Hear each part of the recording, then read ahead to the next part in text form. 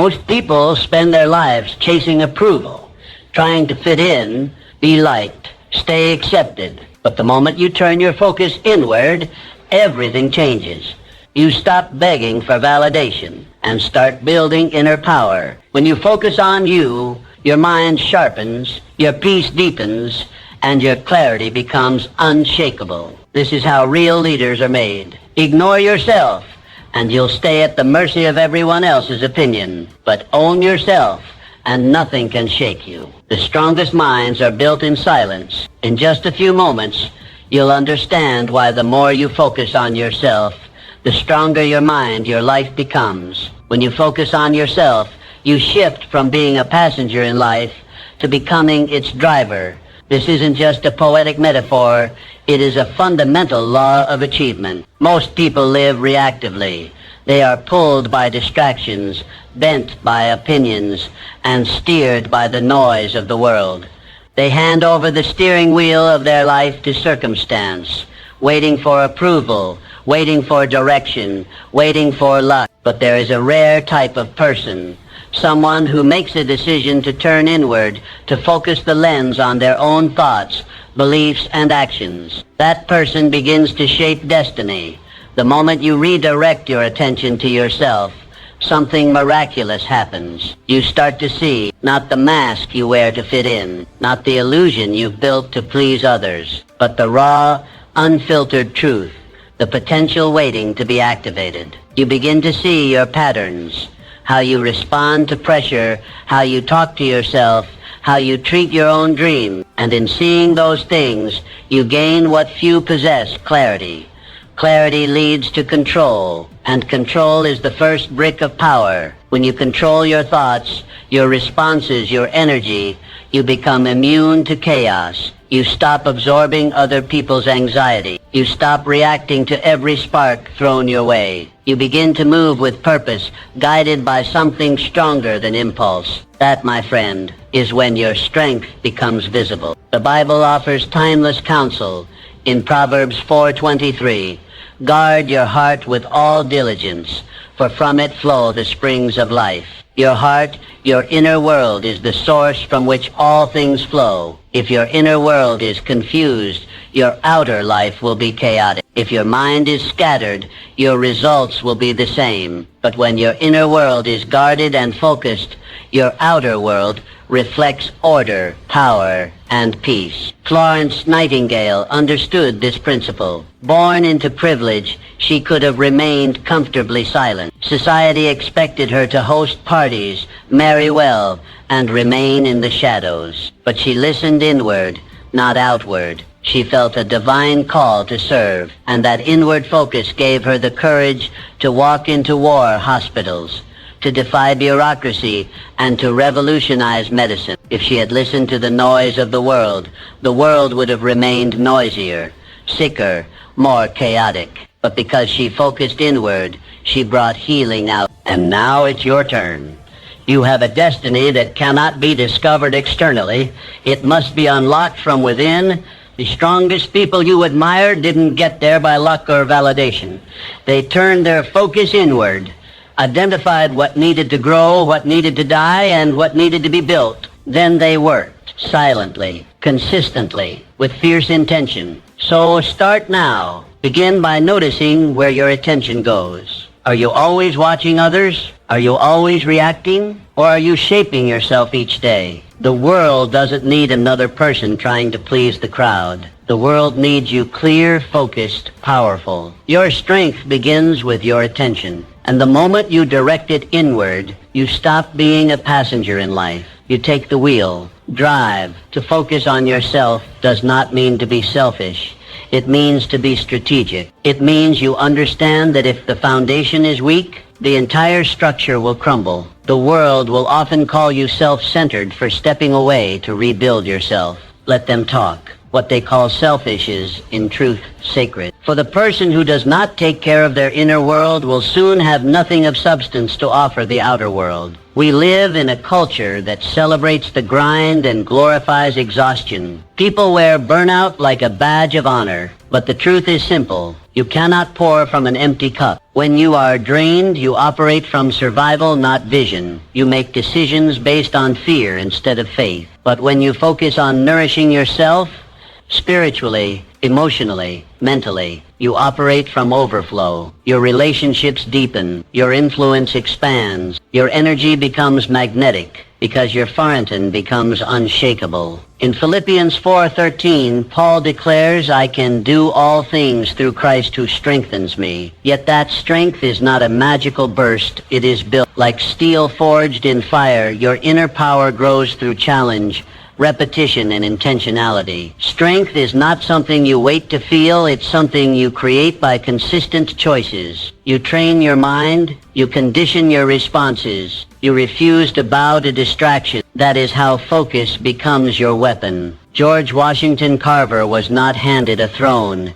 He built one with dirt beneath his feet. Born into slavery, given little access to education, he rose to become a scientific innovator and a force of nature in agriculture. Not because the world cleared a path for him, but because he created his own. He invested in knowledge. He preserved his energy for creation, not complaint. And because he focused on growth, the world had no choice but to take notice. You must do the same. Every day you're given two choices. Scatter your energy outward, trying to be everything for everyone, or direct your energy inward, fortifying the person who can impact everything. When you train your body, you're not just building muscle, you're building discipline. When you read, you're not just consuming facts, you're expanding your world. When you say no to something that drains you, you say yes to something that builds you. Focus is not selfish. It is sacred stewardship of your potential. And do not misunderstand, this path is not easy. Distractions will scream. People will doubt you. Guilt may try to creep in. But remember this, greatness demands separation before elevation. You cannot rise while entangled in everything and everyone. Strategic focus requires boundaries, and boundaries are the birthplace of strength. Your life is a field. You can sow seeds of distraction, or you can sow seeds of destiny. The harvest you receive depends on where you choose to pour your time, energy, and attention. So plant wisely. Protect your ground. Water the roots of your mind with intention. Because the moment you stop trying to fix everything around you and start focusing on what lies within, you become unstoppable. Focus is not a limitation. It is the key to multiplication. Use it wisely. Let it guide you. Because through it, your greatness walks. Most people spend their lives facing outward, trying to fix others, win arguments, or chase after applause. They measure their value by external reactions, spending precious energy trying to shape opinions that were never theirs to hold. But the truth, though uncomfortable, is liberating. The only person you can truly change is you. Real transformation doesn't begin with the world.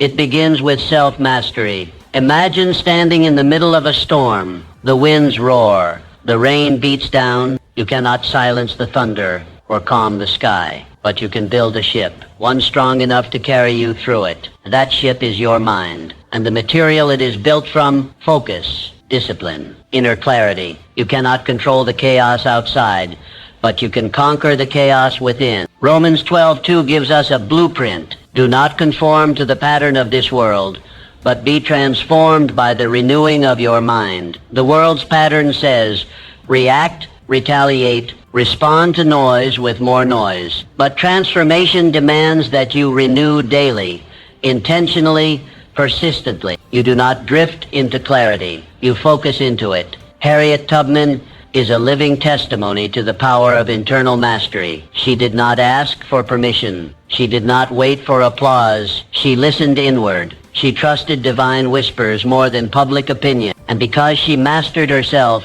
her fear, her focus, her faith, she led others to freedom. She walked through danger with a spirit trained in solitude. That's what you must become. A leader not because you crave attention, but because your inner fire lights the path for others.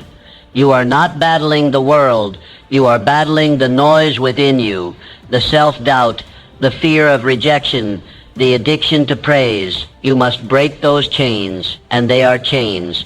Make no mistake. Distraction tells you to scroll instead of study. Doubt tells you to quit before you begin. Validation tells you to shrink your voice until others approve. But focus tells a different story. Focus whispers, go inward. Focus invites you to silence the outer world so you can strengthen your inner one. And here's the beautiful result. When you master yourself, you move differently. You walk into rooms with an energy that shifts the atmosphere, not because you're loud, but because you're anchored. You carry storms inside you, and you calm everyone else's. You don't chase peace, you bring it. You don't seek clarity, you are it. This is what focus produces. It gives you dominion not over others, but over the only battlefield that matters, your own mind. And from that dominion, you gain the power to influence. Not through force, but through presence. Not through noise, but through alignment. So stop exhausting your life trying to change what is not yours to change. Withdraw your energy from criticism, comparison, and chaos, and reinvest it into mastery. Learn your patterns. Study your thoughts. Rewrite your beliefs. Because the higher version of you isn't out there. It's already inside you, waiting to be disciplined, directed, and deployed. Let your mind become the ship that sails steady through every storm. Let focus be your compass, and let transformation begin. Not someday, but today. Every time you choose discipline over comfort, you cast a vote for your future self. It doesn't have to be grand or dramatic.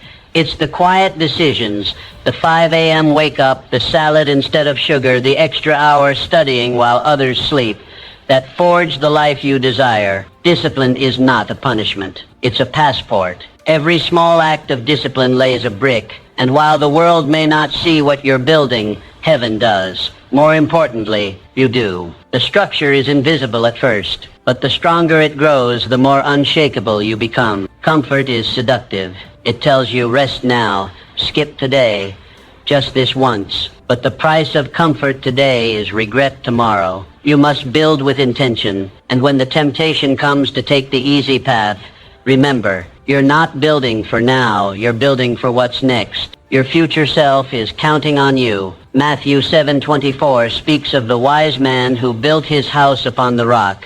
The rains came down, the streams rose, and the winds blew and beat against that house, yet it did not fall because it had its foundation on the rock. That's what focus on yourself creates, a rock beneath your feet, a mind anchored in conviction, a life that doesn't fall apart in storms. You don't escape life's challenges. You endure them because your structure is solid. Booker T. Washington understood this truth. Born into slavery, he didn't have privilege or access, but he had will. He walked miles just to reach education. He scrubbed classrooms just to stay enrolled.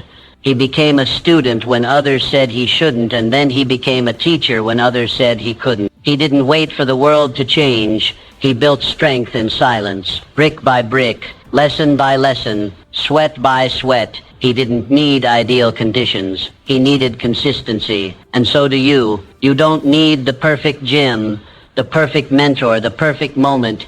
You need one choice, one commitment, one step forward, repeated again and again until momentum takes over. Strength is not built in moments of ease. It is forged in fire, in the reps you push through when no one is watching, in the nights you stay disciplined while others indulge, in the decisions that make no noise but change everything. Don't worry if no one notices you're disciplined. Don't expect applause. The strongest foundations are underground. The deepest roots are hidden. Your effort is not in vain. One day, when the storms of life come, and they will come, you will stand firm while others crumble. Not because you're lucky, but because you're built. Every act of self-discipline is a declaration. You're telling the world, I am not here to be shaken. I am here to be steady. You're declaring war on weakness.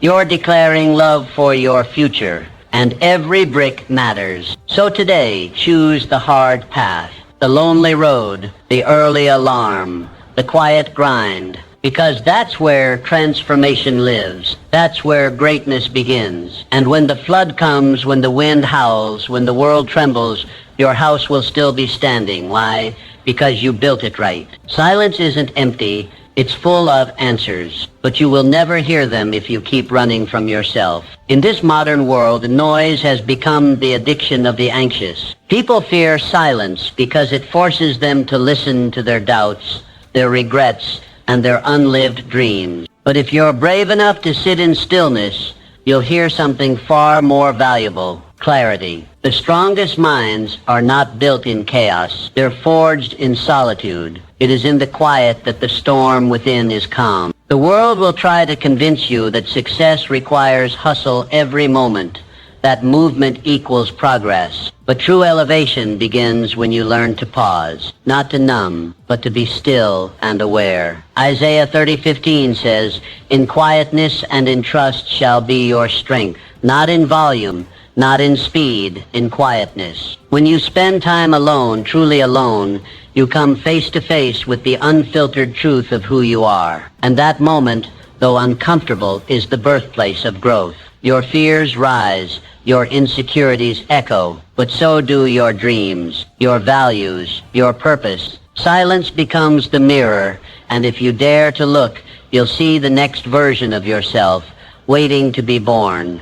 Nikola Tesla understood this. While others chased applause, he embraced solitude. Hours, sometimes days, spent in mental silence. He built worlds in his imagination. He didn't just invent machines. He saw them before they were real. His solitude was not a weakness. It was his superpower. Because he learned what most people never discover. Solitude is a portal to genius. But you don't need to be an inventor to practice this power. You just need courage. The courage to turn off the noise, to shut down the notifications, to walk into a room without music, without messages, just you and your mind. And then listen, not with fear, but with faith. Trust that what you hear in the silence is exactly what you need. We live in a society that celebrates busyness, the calendar full of appointments, the inbox flooded with requests, the mind always on. But that isn't strength, that's survival. And you were not born to survive, you were born to create, to lead. And leaders must retreat before they advance. They must listen before they speak. They must know themselves before they guide others. So make it a habit, a daily ritual. Even 5 minutes of stillness can alter your trajectory. Sit with your thoughts, ask yourself real questions. What am I avoiding? What am I chasing? Who am I becoming? You don't need the world's opinion, you need your own awareness. Because the stronger your relationship with yourself, the less you need from the world. You stop begging for validation. You stop bending for approval. You become grounded, not in noise, but in knowing. And that, my friend, is where true freedom begins. When you can be alone with yourself and feel complete. When silence becomes sanctuary, not punishment. That's when your power multiplies. Stillness is not the absence of movement. It is the presence of purpose. Embrace it. And watch your mind grow stronger than ever before. When your focus is fractured, your life becomes scattered. Tasks go unfinished. Dreams stay on paper. Energy gets drained in 10 different directions, and none of them lead anywhere meaningful. It's like pouring water into 10 cups and watching them all stay empty. But when your focus becomes singular, when it is aimed at growth, aimed at mastery, aimed at one meaningful pursuit, momentum builds.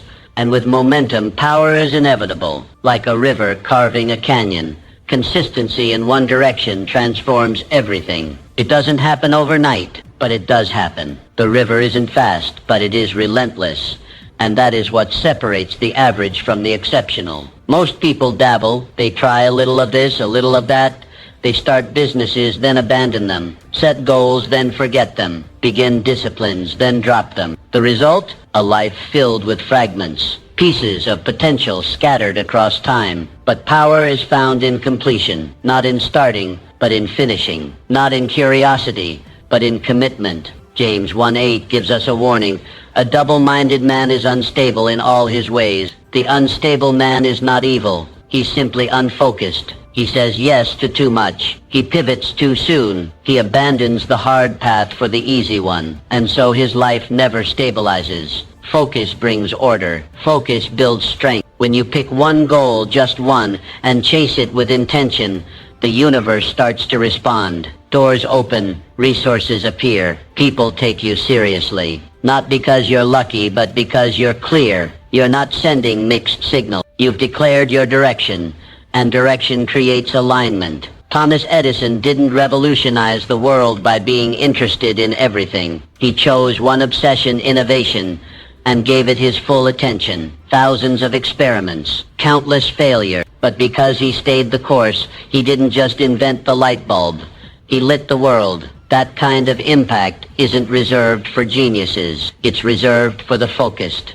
What if you stopped switching paths every time it got difficult? What if you stayed long enough to get good? Long enough for your roots to grow deep and your name to carry weight? Most people never tap into their potential because they move too much. The moment pressure shows up, they pivot, but mastery lives on the other side of perseverance. So I ask you, what is your one thing? What's the one pursuit that sets your soul on fire? Choose it.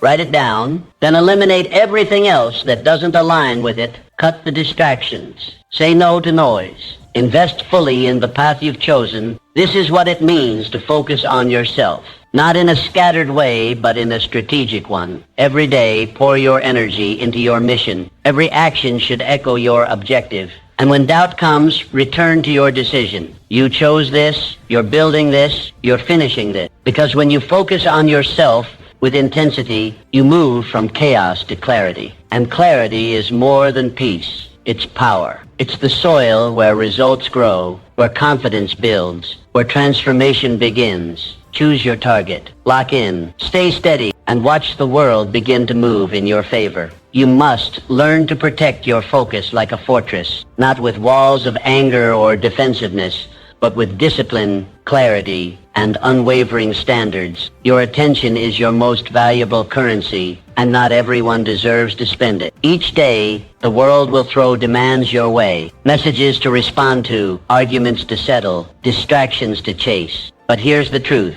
You don't owe your energy to everything that calls for it. You are building something sacred, your mindset, your future, your destiny. And when you are in the construction phase, the worst thing you can do is entertain the noise. Every distraction pulls bricks out of the foundation you're trying to lay. And too many lost bricks, the entire structure crumbles. Nehemiah 6:3 reveals the mindset of a man locked into purpose. He said, I am doing a great work, so I cannot come down. That single sentence is a shield. He was building the walls of Jerusalem, surrounded by enemies who tried to distract, derail, and discourage him. But he didn't debate. He didn't defend. He simply stayed focused. That's the energy you need. You are doing a great work. Maybe your great work is healing. Maybe it's launching a dream. Maybe it's becoming someone your family can depend on. Whatever it is, don't come down. Don't lower your energy to match the chaos around you. Don't dilute your purpose to win approval or avoid criticism. Stay at your post. Keep laying bricks. Not every battle is yours to fight. Not every opinion is worth your response. And not every invitation deserves a yes. You must build filters for your focus. Ask yourself, does this align with my mission? If the answer is no, walk away. Silence is not weakness, it's wisdom. Protect your peace like you would guard a treasure, because that's exactly what it is. Every time you say no to something that doesn't serve you, you say yes to something that does. Each boundary is a line drawn in love, not just for others, but for yourself. And with every boundary you set, your focus sharpens, your time expands, your strength multiplies. Think of your focus as fuel. Would you waste fuel on a road that leads nowhere? Would you keep filling a tank with leaks? Then don't leak energy on gossip, on doubt, on people who drain you more than they develop you. Protect your energy like your future depends on it, because it does. Highly focused individuals are not lucky. They're intentional. They don't stumble into peace. They schedule it. They don't accidentally grow. They guard the environment where growth happens. You must do the same. Create sacred space in your life where distractions are not allowed to enter. Whether it's a quiet morning routine, an evening of deep work, or a few hours of no noise, no interruptions, build that fortress. And then watch how fast your life begins to change. Because the moment you become protective of your focus, your energy returns, your mind clears, your pace quickens, and your results, they multiply. You are doing a great work. Do not come down. To focus on yourself is to become brutally honest. No more sugarcoating. No more denial. No more pointing fingers. This is the moment you step into the mirror and face the truth. Not the truth about others, but the truth about you. Growth doesn't begin with positivity. It begins with truth. It begins when you drop the excuses and say, this is on me. Truth is not always pleasant, but it is liberating. John 8:32 says, then you will know the truth, and the truth will set you free. Notice the order. You must know it before it frees you. And knowing it means being willing to see the parts of yourself you've tried to hide. The laziness you blamed on exhaustion, the bitterness you blamed on betrayal, the mediocrity you blamed on circumstance. Truth says own it. Most avoid this because truth is painful. It scrapes away your illusions. It removes the comfort of blame. It exposes the lies you've wrapped around your failure to make it more bearable. But here's the good news. Pain isn't the end. It's the beginning. Because once you admit what's broken, you can begin to build. Truth tears down illusions, yes, but it also builds foundations, solid ones. Andrew Carnegie didn't become the king of steel because the world handed him power. He came to America with nothing, poor, unconnected, but he refused to stay a victim. He took ownership. He didn't complain. He studied. He didn't wish. He worked. He didn't wait. He built. Day by day, book by book, sacrifice by sacrifice. And that's what launched him to greatness. He didn't rewrite history by hiding from truth. He used truth as his launch pad. You must do the same, and it begins by asking hard questions. What excuses am I still making? Where have I been lying to myself? What parts of my life have I outsourced to blame instead of responsibility? These questions sting, but they awaken, because behind every excuse is a power you've surrendered. And once you call it out, you take it back. Radical responsibility is not about shame. It's about sovereignty. It's the declaration that your life is your canvas. You are the artist. The strokes may be messy, the colors may bleed, but you're still the one holding the brush. And with truth in hand, you can repaint any story. When you take responsibility, your life becomes malleable, flexible, changeable. You are no longer a victim of your past, your parents or your pain. You are the sculptor. Mold your mind, refine your habits. Shape your days with discipline. Let truth carve the life you've been avoiding. This journey is not for the faint of heart, but you're not faint. You're ready. Ready to stop pretending. Ready to stop performing. Ready to become, because becoming begins with truth, and truth begins with focus. So sit with it. Let it sting. Let it cleanse, and then let it set you free. You don't need permission to change your life. You just need truth. And you've already found it right there inside the mirror. No one is coming to save you. Not your boss, not your partner, not the government. And that's not a tragedy, it's a gift. Because once you accept that, your life begins to change. You stop waiting for opportunity to knock. You stop waiting for validation to begin. You stop waiting, period. Instead, you start building, creating, leading. We've been conditioned to believe that help will arrive someday, somehow. But here's the truth.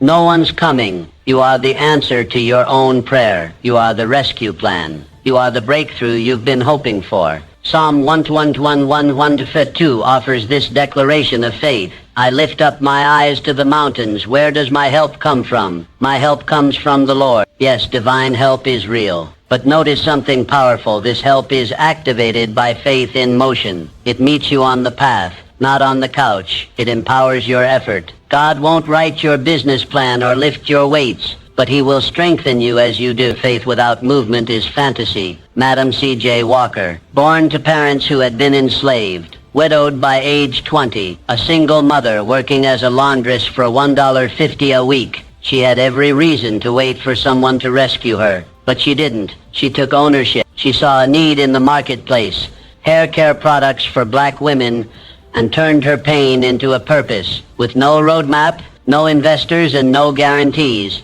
she built a business empire. She became the first female self-made millionaire in America, not because the world opened the door, but because she kicked it down. That is what it means to focus on yourself, not out of selfishness, but out of intention. You stop outsourcing your destiny. You stop thinking someone else will bring you the life you dream of. You realize this is on me, my mindset, my energy, my effort. No more blaming, no more waiting, no more hoping someone will finally see your potential. You must see it, and then you must act on it. Every minute you spend waiting for the right time, the right partner, the right economy, you lose ground, because the perfect moment is an illusion. It never arrives. The only thing that's real is now. This moment, this decision, this step forward. And here's the paradox. When you stop waiting for help, you find it. Not because it shows up at your door, but because you became someone worth helping. You started moving. You built momentum. You became a magnet for resources, people, and opportunities. Because people don't invest in potential, they invest in progress. And progress only happens when you stop stalling and start building. So take the pressure off everyone else. They are not your saviors. They are not your source. And they don't owe you your future. You owe it to yourself. Pick up the bricks, start laying your foundation, take the next step, even if it's small, because your dreams are not waiting for someone else to believe in them. They're waiting for you to build them. And once you do, help will meet you on the path. Not because you waited, but because you moved. You are not behind. You are becoming. Let that truth take root in your heart. In a world obsessed with speed, comparison, and artificial milestones, it's easy to feel like you're too late, too far gone, too off course. But you are not late. You are in process, and your process has purpose. Comparison is the thief of peace. It pulls your eyes from your own soil and plants them on someone else's harvest. You see their bloom, but not their planting, their glory, but not their grind. You measure your worth by timelines that were never yours to follow. But when you stop comparing your journey to someone else's highlight reel, you reclaim the one thing that matters most, your focus. Ecclesiastes 3:1 says, "To everything there is a season, and a time to every purpose under the heaven." That includes your season, your purpose, your breakthrough. But just as fruit doesn't appear the day after a seed is planted, neither does transformation. There is time for breaking ground, time for darkness, time for pushing upward, and then, only then, time for bloom. Too many people waste their growth energy watching others. They scroll, they envy, they shrink. They feel late to a race that was never meant to be a competition. But you are different. You understand that greatness isn't microwaved, it's marinated. It's cultivated in silence, in discipline, in persistence when no one is watching. Every setback you faced wasn't a delay, it was a teacher. Every detour carried a lesson. Every failure carved deeper roots. And those roots, they will support the weight of your future. Without them, your success would be hollow, easily shaken. But with them, you can stand, because you didn't just grow fast, you grew deep. So stay planted. Stop trying to jump timelines. Stop uprooting your progress to compare it with someone else's. Water your own vision. Feed it with truth. Protect it from doubt. Give it light through hope and action, and trust the process, because the process isn't punishing you, it's preparing you. When you focus on yourself, not out of ego, but out of commitment, you begin to see progress. Not always dramatic, not always obvious, but always real. Day by day you rise. Inch by inch you improve. The seed doesn't question the soil. It just pushes through. So must you. And then one day, without fanfare, you will look around and realize you didn't bloom because you chased applause. You bloomed because you trusted the process, because you stayed when others quit, because you believed when it was hard.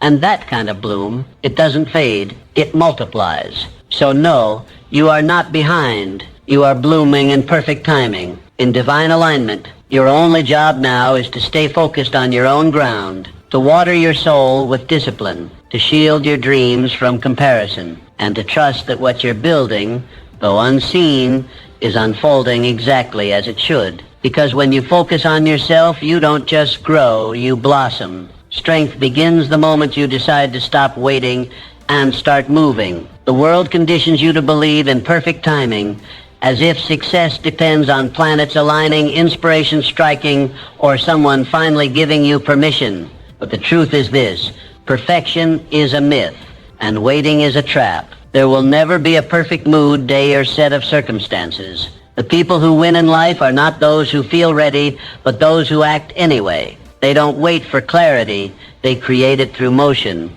Most people stall their destiny not because they lack talent, but because they lack initiation. They delay decisions, postpone progress, argue with themselves in the name of preparation. But the mind that is trained to act, especially in the absence of comfort, becomes a powerful force. It becomes a mind that doesn't beg for permission. It leads. Proverbs 13:4 declares, "The soul of the sluggard craves and gets nothing, while the soul of the diligent is richly supplied." Craving without action is just a dream slowly rotting into regret. But diligence gets results. Diligence multiplies what motivation only promises. You don't build a strong mind by thinking about it. You build it by commanding yourself to move, even when it's hard, especially when it's hard. So how do you build that kind of strength? You train your responses. You stop waiting for energy to arrive and generate it through small, disciplined actions. You stop giving yourself multiple options and commit to one clear course. You get up at the time you said you would. You show up to the task whether you feel inspired or not. You stop negotiating with laziness, and instead you lead yourself like a general leading an army. Elizabeth Blackwell. She was rejected from every medical school she applied to, mocked even after acceptance, and constantly reminded that medicine was not a woman's field. But she didn't let those voices override the voice within. She didn't wait for the world to approve of her mission. She prepared, applied again, and faced down adversity. In doing so, she became the first woman to earn a medical degree in the United States and opened the door for thousands of others. She didn't act because she felt brave every day. She acted because she believed her mission mattered more than her mood. And that's the difference. Strong minds don't obey feelings. They obey purpose. The more you move, the more momentum follows. The more you take action, the more energy flows into your body. Waiting drains. Movement fuels. So stop stalling. Stop rationalizing delay. There is no ideal moment coming in the future. There is only now. And now is powerful when met with intention. Your future is not waiting for motivation. It's waiting for you to put your foot down and start. Command yourself. Lead yourself. Move your feet. Because strength doesn't come when the timing is perfect. It comes when your discipline becomes louder than your doubt. Your strongest mindset begins the moment you do. So begin. Focus on yourself by creating standards that refuse to shrink for convenience. This world is full of shortcuts, loopholes, and easy outs, and every one of them is a trap. The moment you start adjusting your standards to accommodate comfort, you begin a silent negotiation with mediocrity. And mediocrity, once allowed through the door, doesn't leave quietly. It takes over. The strength of your mind is directly tied to the strength of the line you draw and how fiercely you protect it. You cannot build a sharp mind with dull commitment. The standard you set in private becomes the results you show in public. And the greatest threat to your success isn't failure, it's compromise. It's the little voice that says, just this once, or no one will notice. But you will notice, and your inner integrity will begin to erode. One skipped discipline becomes a pattern. One broken promise becomes a mindset. Excellence doesn't die in one day. It bleeds out through lowered standards. Colossians 3:23 gives you a blueprint. Whatever you do, work heartily, as for the Lord and not for men. That's the formula for greatness. Not for attention, not for praise, but for purpose. You show up every day with your full effort, not because someone is watching, but because you are watching. You work like it matters because it does. Strong minds are not built by lowering the bar to meet your mood. They are forged by raising it and then rising to meet it every day, especially on the days when it would be easier not to. Strength comes from showing up when it's hard, staying committed when it's boring, and pushing forward when others quit. Discipline isn't about motivation, it's about alignment. Your daily effort must reflect the destiny you claim to want. Sojourner Truth, born into slavery, denied education, treated as less than human, but she refused to accept silence as her final chapter. She learned to read, she found her voice, she spoke truth in courts, in churches, in crowds, not because the world gave her permission, but because she gave herself a standard, and she refused to shrink. Her life was not easy. Her path was not straight, but her standards were unshakable. She did not bend to fear. She rose in power, and generations were changed because of it. You must do the same. Set a standard so high that it intimidates your comfort, one that demands your best, even in private, one that holds you accountable when no one else is watching. Your future doesn't need more excuses. It needs structure. It needs values. It needs non-negotiables. So hold the line. When others slack, stay sharp. When others drift, stay rooted. When the world says lower your bar, raise it higher, because the ones who refuse to shrink become the ones who lead. And if you can stay faithful to the standard, even when the reward is invisible, you'll find yourself standing tall when others fall. Excellence isn't earned in public. It's built in secret, brick by brick, choice by choice. So choose today, who are you becoming? Then match your effort to your answer every single day. Self-focus becomes strength the moment you learn to speak to yourself with the authority of a leader. Your life rises or falls based on the tone of your inner voice. Most people speak to themselves in whispers of doubt, complaint, and insecurity, and then they wonder why their lives feel small, chaotic, or powerless. But when your self-talk shifts from fear to faith, everything begins to change. The voice you use with yourself matters more than the voices you hear from others. Why? Because no one talks to you more than you. You are the most consistent speaker in your life. Your words shape your mind. Your mind shapes your actions, and your actions shape your destiny. That's why victim language is dangerous. I can't. I always fail. I'm not good enough. These aren't just thoughts. They're declarations, and declarations become realities. Mark 11:23 tells us, "Truly I tell you, if anyone says to this mountain, 'Be lifted up and thrown into the sea,' and does not doubt in his heart, it will be done for him." Notice it doesn't say, "If anyone thinks." It says, faith isn't just belief. It's speech. You must speak your power. You must declare your direction. You must command your focus. Self-focus doesn't stop at awareness. It evolves into articulation. You begin each day not asking, "What do I feel like doing?" but declaring, "This is who I am. This is where I'm going." You command your morning with purpose. You speak discipline into your body. You speak vision into your spirit. Your internal dialogue becomes a strategic weapon. Ida B. Wells lived this power at a time when silence was safer and apathy was easier. She chose voice. She investigated injustice. She wrote boldly. She stood in rooms where women weren't invited and spoke with fire, not because the world welcomed her, but because she refused to silence herself. Her words moved mountains. They changed laws. They awakened consciences. But before she spoke to the world, she had to first speak truth to herself. That's where all transformation begins. So what are you saying to yourself? Are your words building strength or sowing self-doubt? Are you rehearsing problems or declaring purpose? Your inner dialogue is either a cage or a key, and you hold it. To train your voice is to train your identity. Speak as the person you are becoming, not the person you've been. Talk to yourself like a leader would, firm but kind, clear but visionary. Never passive, never pitiful. Command your thoughts like they are soldiers, because they are. And here's the secret. When you declare something with enough consistency, your spirit begins to obey. Your body aligns, your choices follow, your mind stops resisting and starts reinforcing. Action flows from affirmation. Speak excellence. Speak boldness. Speak integrity. Say what you seek, and then step into it. Because your voice isn't just for others, it's for you.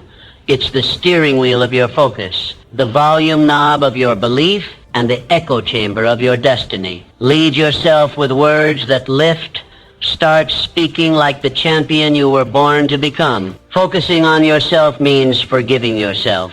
This isn't weakness, it's wisdom. Because until you release what's behind you, you'll never reach what's ahead. So many are not stuck because of a lack of talent. but because they're tangled in their own past, not moving forward because they haven't let go. Shame doesn't just haunt you, it halts you. It freezes the potential that's trying to rise in you. Regret replays, guilt repeats, and every time you relive the mistake, you reinforce its weight. But the truth is this: you are not your past decision. You are your next decision. And the faster you accept that, the freer your mind becomes. You cannot lead yourself with chains on your feet. You must break them. 1 John 1:9 offers divine clarity. If we confess our sins, He is faithful and just to forgive us. That's not a maybe. That's a promise. Grace isn't earned, it's accepted. And once accepted, it's meant to empower, not enable guilt. Forgiveness isn't forgetting, it's releasing. Releasing the need to punish yourself.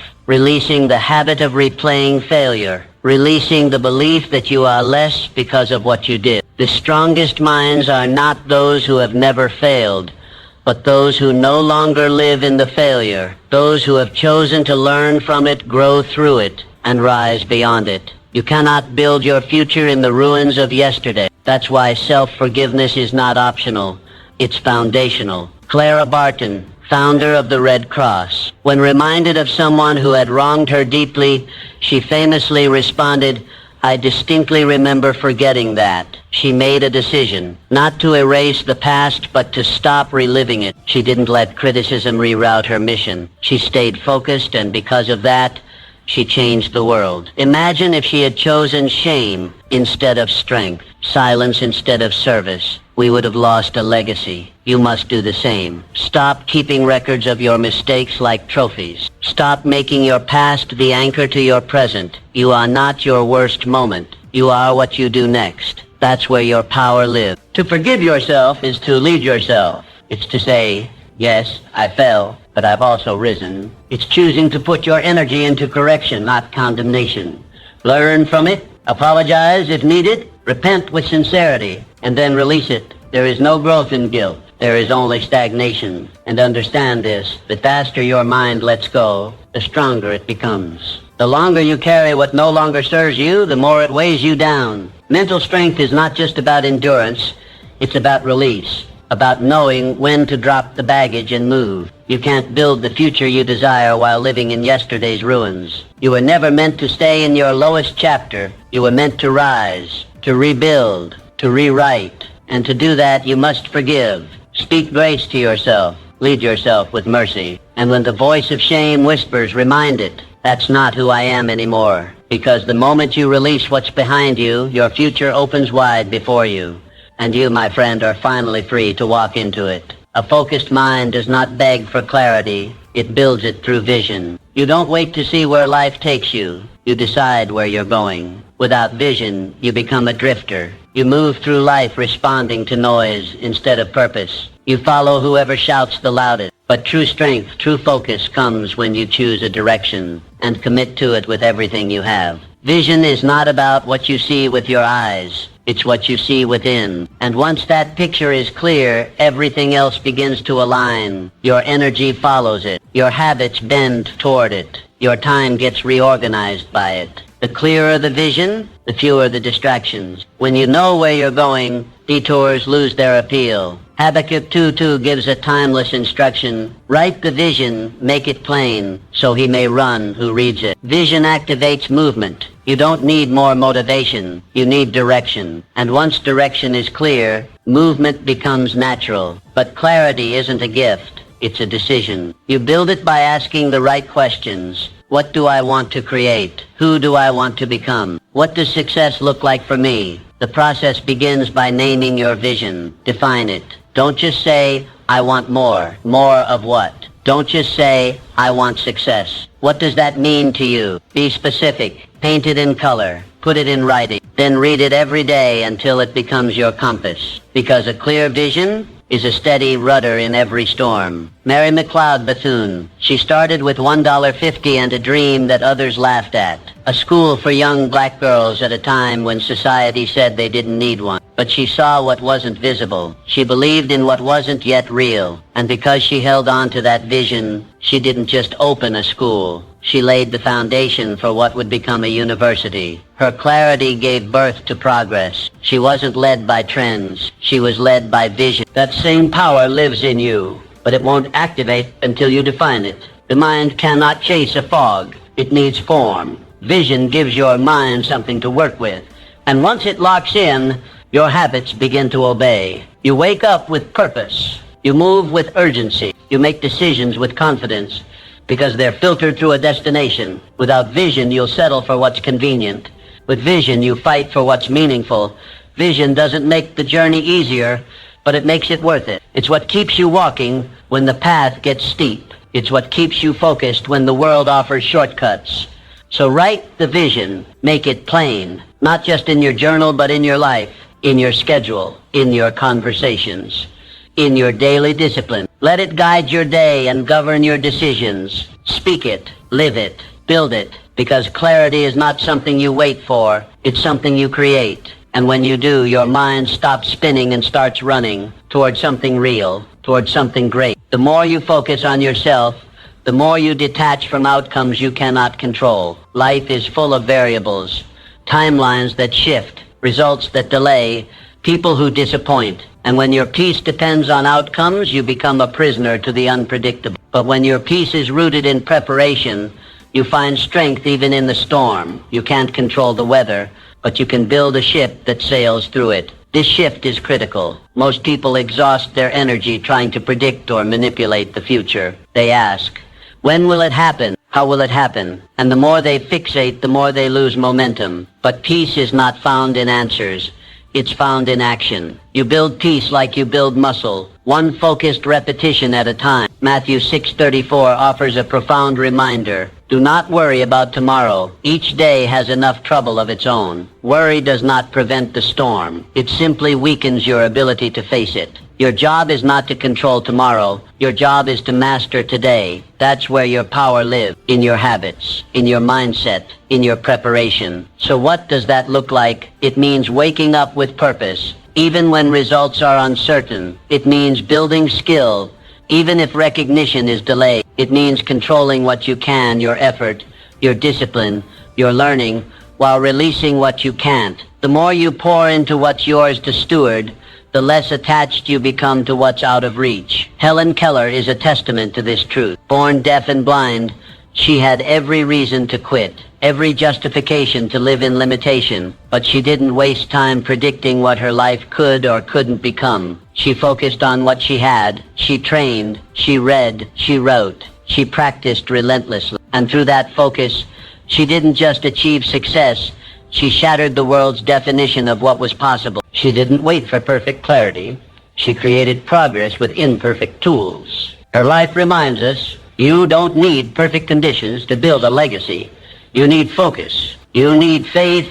You need preparation. The outcomes, let them take care of themselves. You must do the same. Let go of the need to know exactly when your breakthrough will come. Stop obsessing over results. Start preparing with excellence. Your readiness is your responsibility. And when you show up fully present, fully prepared, results will come. Not because you chased them, but because you became someone they couldn't ignore. So train your mind to stay grounded.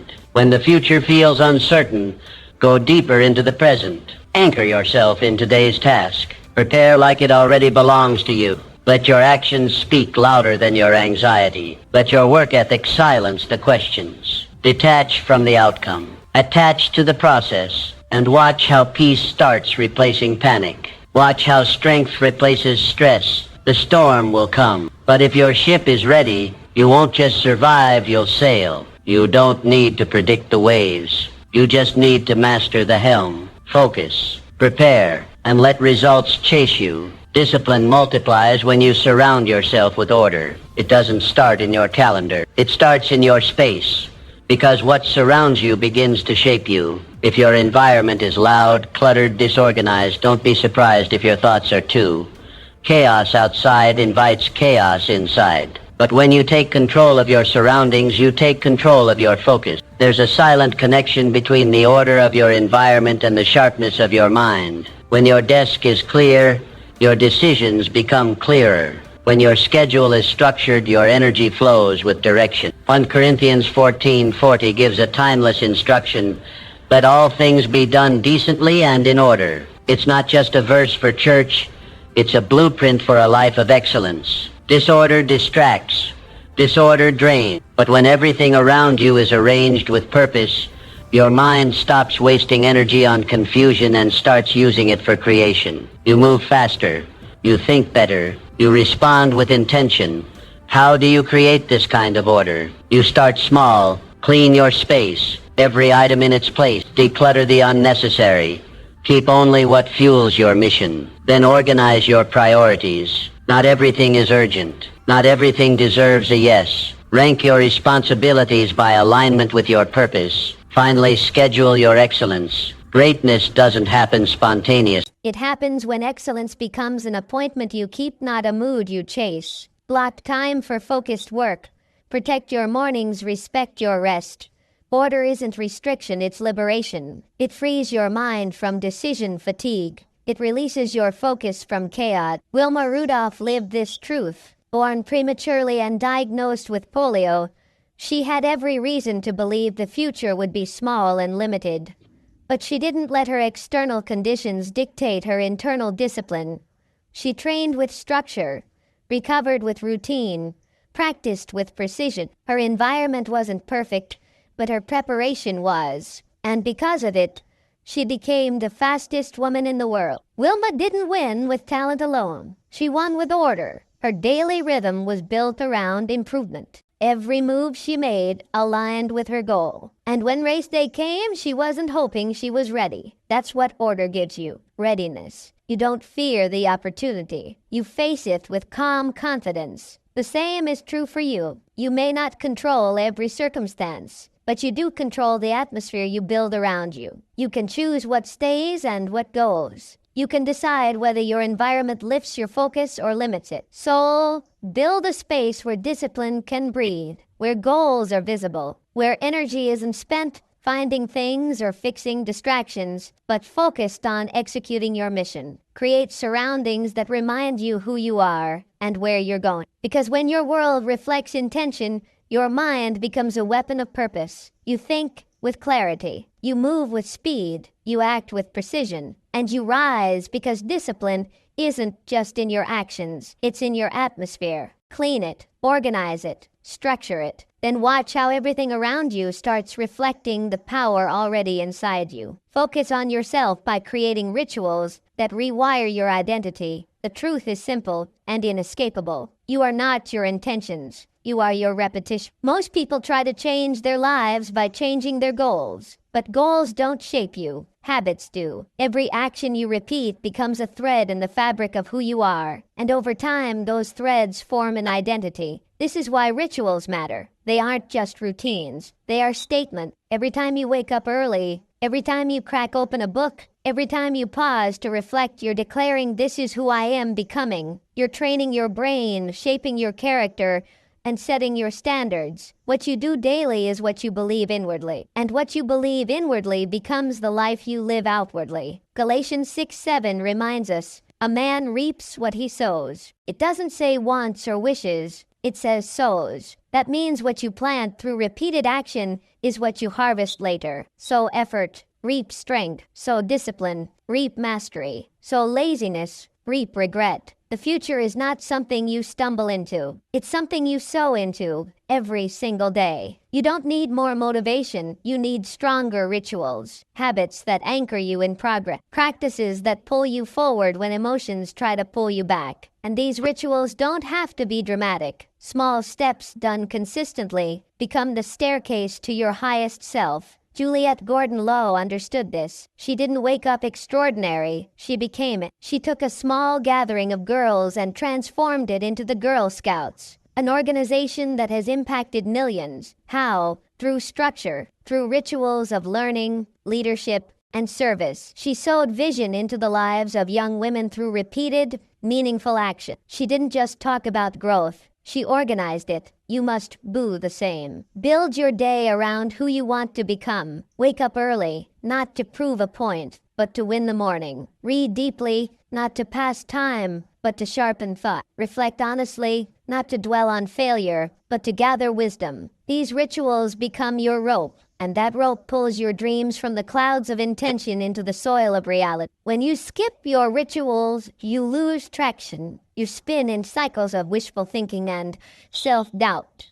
But when you stay committed to them, even when it's hard, you build a rhythm of transformation. You no longer ask, how do I change? You become change one action at a time. So write down your rituals, protect them, tie your identity to them, let them be your compass on the days you feel lost.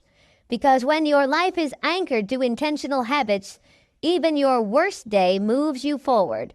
You don't need to be perfect, you need to be consistent.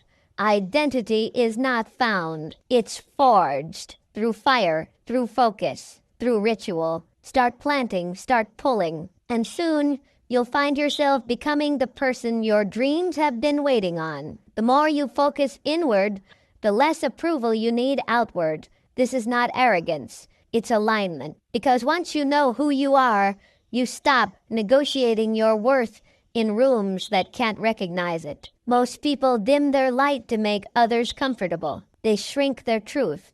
They mute their voice. But you weren't made to fit the room. You were made to transform it. Seeking validation is one of the greatest traps of potential. It keeps you looking outward when your power lives inward. It makes you a mirror, reflecting whatever others project, instead of a light source that shines regardless of who's watching. But when you begin to validate yourself, the sting of criticism softens. The pull of applause weakens. You no longer need a crowd to feel confident. You walk in your own certainty. Galatians 1:10 draws a hard line. If I were still trying to please men, I would not be a servant of Christ. That verse isn't just spiritual, it's strategic. You cannot lead your life while constantly adjusting to please others. The path of purpose will always require disappointing some people, but better to disappoint others than to betray yourself. You must build your identity inward, not on compliments, not on someone else's idea of success. Your identity must be rooted in values, forged in solitude, and reaffirmed through consistent action. Because when it comes from within, no outside force can take it away. Frida Kahlo, she lived in a time and body that made expression difficult. Yet she didn't dilute herself. She didn't ask permission to paint her pain or filter her feelings. Her art was her truth, and her truth was non-negotiable. Critics came. Some mocked her, some misunderstood her, but none of that changed the intensity of her fire. She didn't wait to be accepted. She created something the world couldn't ignore. You must do the same. You don't need to become louder, you need to become clearer. Clear on who you are. Clear on what you believe, clear on the life you're building. The more certain you are inside, the less you depend on applause outside. When you validate yourself, everything shifts. Your walk carries authority. Your voice doesn't crack under judgment. Your boundaries become firmer. And you stop apologizing for existing in full color. This doesn't mean you ignore wisdom or feedback. It means you filter it through identity, not insecure. So how do you start? Begin by reminding yourself daily of what makes you valuable. Not because of your achievements, but because of your essence. Speak truth over yourself before the world speaks lies. Affirm your worth. Stand by your conviction. Walk into rooms like someone who doesn't need to be chosen because you already chose yourself. Don't shrink. Don't bend. Don't trade your depth for someone's shallow approval. You weren't made to echo the world. You were made to shape it. And when your validation comes from within, the world doesn't give you confidence. It confirms it. Your energy speaks before you do. So carry it like truth. Walk it like power. And know this. The more you focus inward, the more the world starts to reflect who you really are. Focusing on yourself is not a phase. It is a lifestyle. It's not something you do when motivation is high. It's not a season you pass through. It is a commitment to excellence, repeated daily, regardless of circumstances. The moment you stop, drift begins. And drift is subtle. It disguises itself as rest, as ease, as normalcy. But beneath the surface, you're slowly surrendering direction. Your mind, like any muscle, must be trained. Left unattended, it reverts to weakness. It falls prey to distraction. It forgets its mission. That's why focus isn't something you find once. It's something you forge every single day. Discipline isn't a punishment. It's protection. It guards your purpose from erosion. Hebrews 12:11 gives us this eternal truth. No discipline seems pleasant at the time, but later it produces a harvest of righteousness and peace.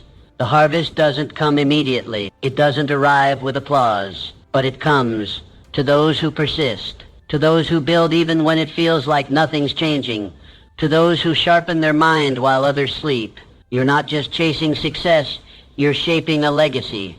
And legacy isn't crafted in one grand moment. It's built in the quiet, in the routines, in the daily disciplines that compound over time. The strongest structures don't rise overnight.